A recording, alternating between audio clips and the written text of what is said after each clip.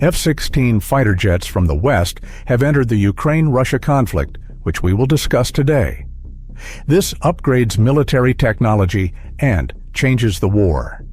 Have you wondered how these F-16 fighter jets could affect Ukraine's defense? Could this be the tipping point in the war?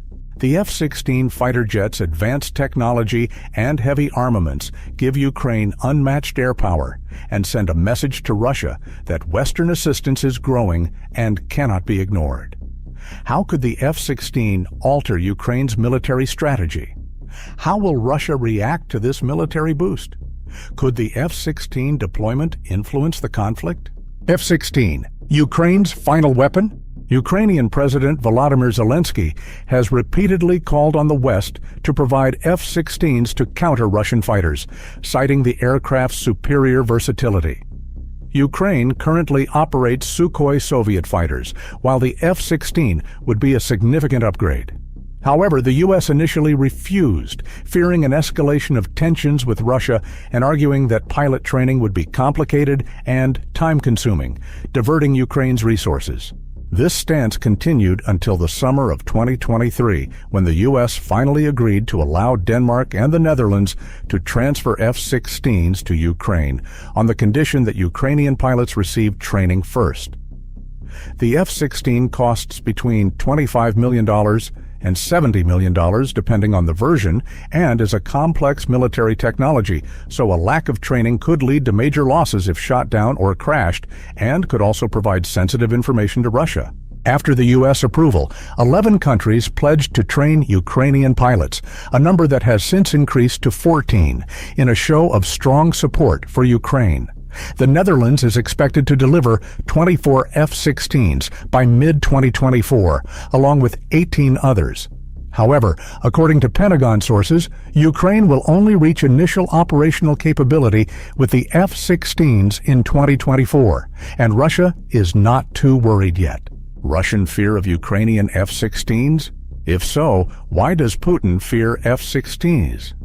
Approval of their use in the Ukraine war indicates that the U.S. and NATO partners are tightening their opposition to Russia's invasion. NATO nations offered money and military aid in the first year of the war, but Zelensky wanted heavy weapons to fight Russia. It seems that mentality is evolving. Washington's permission of F-16s into Ukraine shows it's taking the Russian threat in Europe more seriously than previously in the fight. That mood deepened in April 2024 when the U.S. finally passed a vital aid measure that gave Ukraine $61 billion in military funding to confront Russia. This aid, along with packages from Britain and the Baltic Sea states of Latvia, Lithuania, and Estonia, may be enough for Ukraine to defend itself in 2024. Just long enough to launch F-16s into action. The fact that Norway, Belgium, Denmark, and the Netherlands are NATO members and will supply Ukraine with F-16s is telling. This applies to most of the 14-member coalition training Ukrainian pilots. Putin has mentioned this often. He attempted to conduct some damage control for NATO countries supplying F-16s in Ukraine in the same speech he gave to his pilots about shooting down any F-16s they send there. He denied attacking these states, saying the idea that Russia would invade another country was absurd. Putin's actions are being taken more seriously in Europe. French President Emmanuel Macron's February 2024 comments that NATO forces could enter Ukraine demonstrate that. Nearly all major NATO nations quickly denied such a notion. Macron told The Economist a few months later that he wasn't ruling anything out. We have undoubtedly been too hesitant by defining the limits of our action to someone who no longer has any and who is the aggressor, he added of Putin in that piece. Putin dislikes such a kind of discourse. NATO's Ukraine F-16 strategy. He will be encouraged that most NATO leaders have distanced themselves from Macron's words, but he will still doubt. Would NATO join the Ukraine war? If so, Russia would fight France, Britain, Germany, and the U.S. Putin may fear more than F-16s entering Ukraine. He may also fear that the rest of Europe and the U.S. will wake up to his plans for the continent and stand even more against him. Putin's words about not attacking other countries, especially NATO members, are reinterpreted. So he's been cautious to point out that any F-16s dispatched to Ukraine will be shot down there. Putin wants to avoid war. He doesn't want other nations with bigger forces than Ukraine to watch him. Let's shift from what the F-16s and a coalition of countries delivering them and training pilots could mean for Putin's war to what they bring to the battlefield. It would vastly improve Ukraine's jets. Ukraine's Air Force started the battle using antiquated Soviet planes. Politico reported 71 Su-27 and MiG-29 fighters, 31 Su-25 attack aircraft, and a few Su-24M bombers, all capable planes, but Russian-made and understood and a few generations behind Russia's fighting planes and jets. Ukraine has defended itself well from Russia's aerial dominance, but its older planes are dwindling. Politico said it will have 78 combat-capable planes in 2024. The F-16 is faster and more adaptable than these jets, allowing Ukraine to execute new operations. HARMS operations with AGM-88 high-speed anti-radiation missiles. Supersonic missiles with HE fragmentation warheads have been supplied to Ukraine by the U.S. since August 2022, making them lethal precision missiles for Putin's army. Ukraine hasn't maximized HARMS. The missiles were built for the F-16CJ, but Ukraine has had to employ them on outdated Soviet jets. National Interest notes that Ukraine's HARMS is now significantly less useful. HARMS targets radar arrays by recognizing their electromagnetic radiation. Russia's planes can shoot Ukraine's old jets out of the sky, making them unable to operate in contested or Russian-controlled airspace. Ukraine could enter contested airspace with HARMS-equipped F-16s. That would hurt Russia's air defense systems, like jets, which become HARMS targets as soon as they power up and send radar waves. Ukrainian fighters can only use HARMS in pre-briefed mode, according to the national interest. The missile is set to reach a specified target before a Ukrainian fighter fires it from afar. Long-range firing allows Russia to identify the missiles before they arrive and disable the radar-sending targets they are designed to destroy. That won't happen if Ukraine can get close with F-16s. When Ukraine acquires F-16s, pilots can use HARMS targets of opportunity operational modes. The former uses the F-16's radar warning receiver to identify radar waves as they're broadcast, then passes that data to the HARM to locate and secure its target. Then it can hit whether or not the target turns off its radar when the HARM comes. The target of opportunity system warns the pilot when a radar array powers up, allowing them to launch their HARM more reactively. Either way, F-16s make Ukraine's HARM missiles more useful, which hurts Russia's aerial attack coordination. More bad news, F-16s can operate in Russia. Why? They could help Ukraine stop Russian glide bomb attacks. Russian glider bombs versus Ukrainian F-16s air battle. Russia's aircraft offensive in the Ukraine war's early months was ineffective. Kyiv's anti-air defenses protected it from low-flying craft looking to deliver bombs or reinforce ground troops, with Radio Free Europe saying that Moscow has lost at least 100 fixed-wing aircraft since the war began. To modify tactics, glide bombs were used. Glider bombs, sometimes known as CABs, are Soviet-era weaponry that have worked well in Russia's Ukraine operation. They are available in two sizes, the FAB 500 at 0.5 tons and the FAB 1500 at 1.5 tons. Both are lethal and can level entire buildings. They're also old. Previous versions of the bombs had lacked advanced navigation systems, so Russia had to drop them behind enemy lines.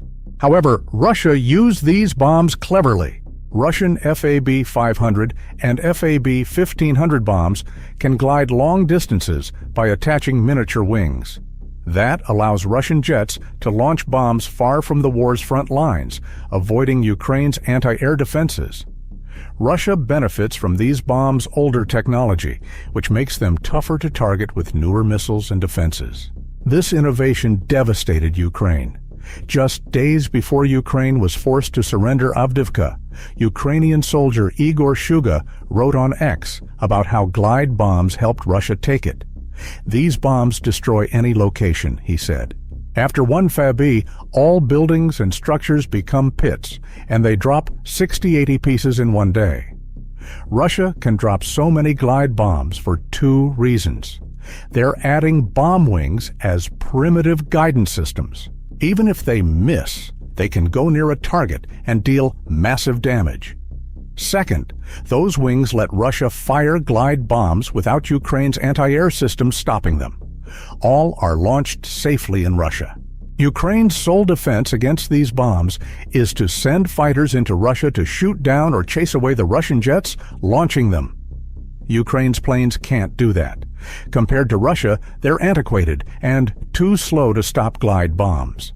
F-16 versus Su-35, Ukraine skies winner? The F-16 will be a game-changer for Ukraine in dealing with Russia's Su-35. Since March 2023, Russia has been equipping the Su-35 to drop FAB-500 glide bombs and conduct overwhelming bombing raids. With a speed of Mach 2.5, the Su-35 is faster than Ukraine's old MiG and Su aircraft, making counterattacks almost impossible. In addition, Russia's air defense system is also a major threat to Ukraine's old aircraft. The F-16 brings a new advantage. Although slower than the Su-35, the F-16's radar and long-range missiles, such as HARMs, help Ukraine detect and attack the Su-35 from a greater distance. Dan Hampton, a former U.S. Air Force colonel, commented that the Su-35 has a large design, is easy to detect on radar, and is not the superior multi-role fighter that Russia claims. This explains why Russia primarily uses the Su-35 for glide bombing rather than air superiority. The F-16 also has more advanced radars, such as the AN/APG-66, which improve its ability to detect and respond to Russian attacks, although not enough to close the radar gap with Russia. While not completely superior, the F-16 provides Ukraine with tactical and strategic options it has never had, allowing it to compete more effectively with the Su-35. F-16, Air Superiority Key? The F-16 and long-range missiles like HARMs offer Ukraine a strategic and tactical advantage, especially against Russia's Su-35. However, according to the New York Times, Ukraine is only expected to receive a limited number of F-16s, about 6 after pilot training and up to 45 overall. That's less than half the 120 Su-35s Russia had at the start of the war. Russia fears the F-16 because of its versatility in both defense and attack. In particular, some versions of the F-16 can carry the U.S. B-6112 nuclear bomb. The bomb, which is 4 meters long and weighs 0.4 tons, has an advanced guidance system, an accuracy of 30 meters, and 4 explosive yields, 0.3, 1.5, 10, and 50 kilotons. However, Ukraine does not have nuclear weapons, and the U.S. will not provide B-61s unless Russia uses tactical nuclear weapons first. Putin's biggest concern is not just the nuclear threat, but also the strategic significance of Ukraine receiving F-16s, which shows strong support from the U.S. and Europe. The aircraft increased Ukraine's combat capabilities and symbolized the shift in the balance of power in the conflict. Ukraine continues to advance with support from the West, raising many questions about Russia's response and the next course of the war. If you like this video, like, share, and subscribe to obtain the newest worldwide military and political commentary. Leave F-16 impact comments and predictions below. We await your comments. See you in future videos.